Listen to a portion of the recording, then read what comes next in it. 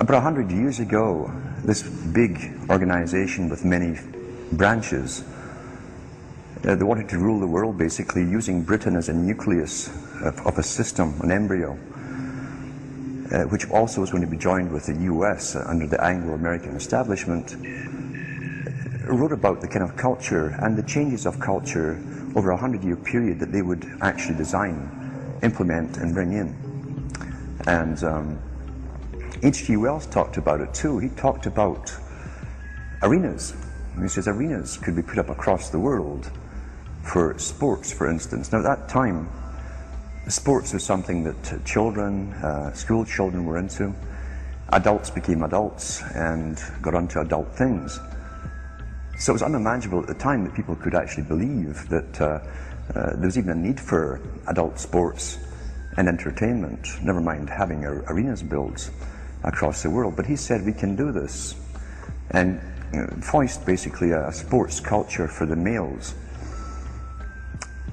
Using a tribal system, we're all tribal to an extent. That's why we even bother to vote for a tribal leader. This is well understood. That's why we're supplied with these leaders.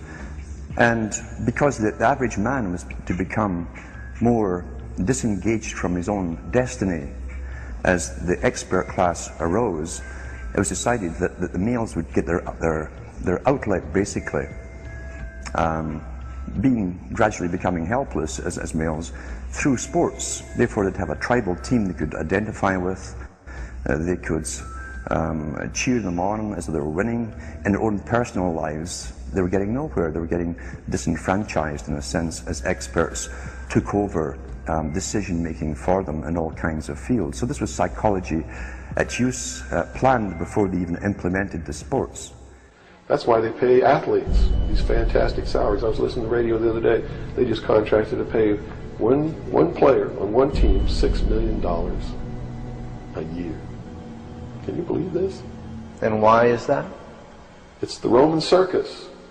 What does the emperor do when the people become restive, and when the people are asking questions, and when the people don't like the policies of the emperor? He sends them to the circus. He creates a circus. He builds a giant coliseum. And he begins to throw the Christians to the lions. And he has great chariot races and football games and basketball games, all to keep the idiots preoccupied with things that don't mean anything in the scheme of the entire world, so that they don't have the time to learn what the truth is, so they don't ever get smart enough to learn how they're being manipulated, so they don't ever question the emperor. That's why they pay a player on a football team or a baseball team $1 million or $2 million or $3 million a year. It is the Roman circus.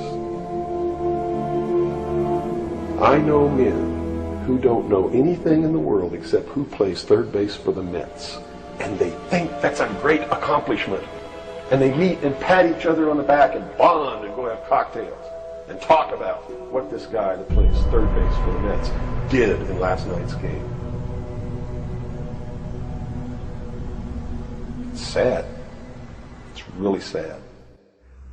When radio came along, of course, they used that to the maximum. Sports for the men, soaps basically for the women, and then in came television, as I say, with its alpha state, its hypnotic state. And sure enough, around the 1960s, really 50s and 60s, it took off. It really took off, and men became glued on Saturday nights to the sports shows. A culture industry which is called by its own the culture industry. The Soviet Union had a department called the culture industry. Their actors and directors were called the cultural leaders, because they would, like a computer, people are like computers, all you have to do is keep giving them new updates every so often, and you can change an entire country or a nation or a block of nations who are all getting the same upgrades at the same time along certain paths. Today we call it political correctness. Most people want to belong to their peer group. They want to be the same as everyone else when it comes to opinions. In fact, they judge their own personal sanity by bouncing ideas off their neighbours and friends who will answer back and agree on these same topics in kind. It doesn't matter if the topics or what you're given are facts or utter nonsense, as long as everyone agrees at the same time. You'll say, well, I'm sane, and your friends will all agree because they've had the same information given to them. If it's on TV and a famous face says something, then it must be true. He doesn't have to show you facts or anything else. You've been brought up with these faces. That's why they keep these guys on television into their 70s and 80s. You've grown up with this father figure who's on television every night at 6 o'clock, in your house, in your room, staring right at you. And he's a father figure. Would he tell you a lie? So you naturally never suspect him. And this same man will lead you through new topics.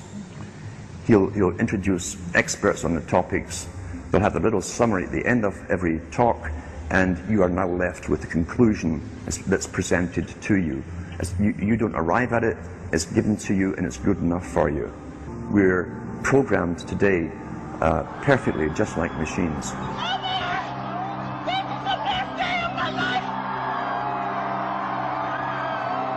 We tie this in with the Brzezinski.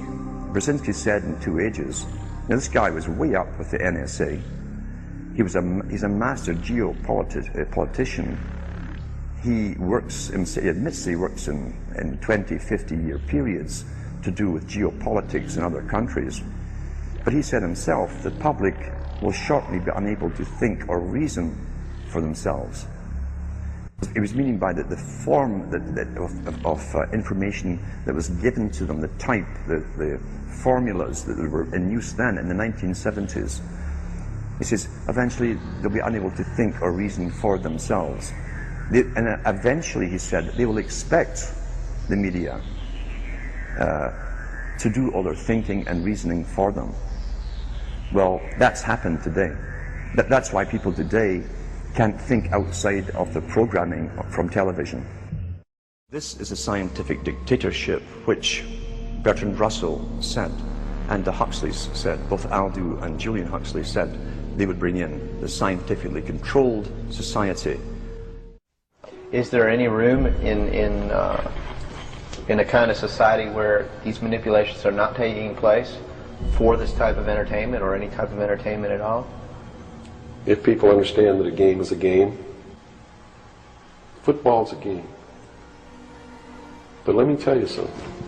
When 150 of the most powerful men and women in the world can meet in secret in Baden-Baden, Germany, and plot the fate of billions, and nobody even cares about it. But 6 football players go to lunch together, and it's in the headlines across the country. You have a reflection of the society in which that exists.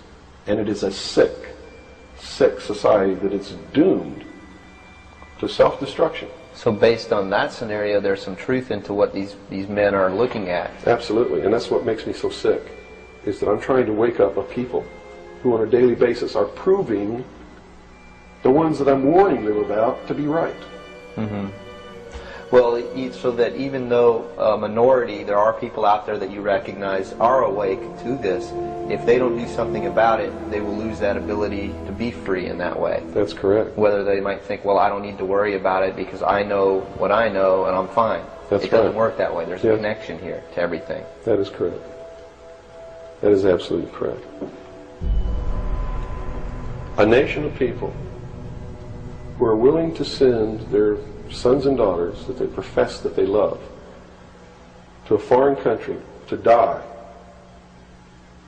and they use the excuse to themselves that they're sending them off to defend our country, and they know damn well that's a lie, are doomed.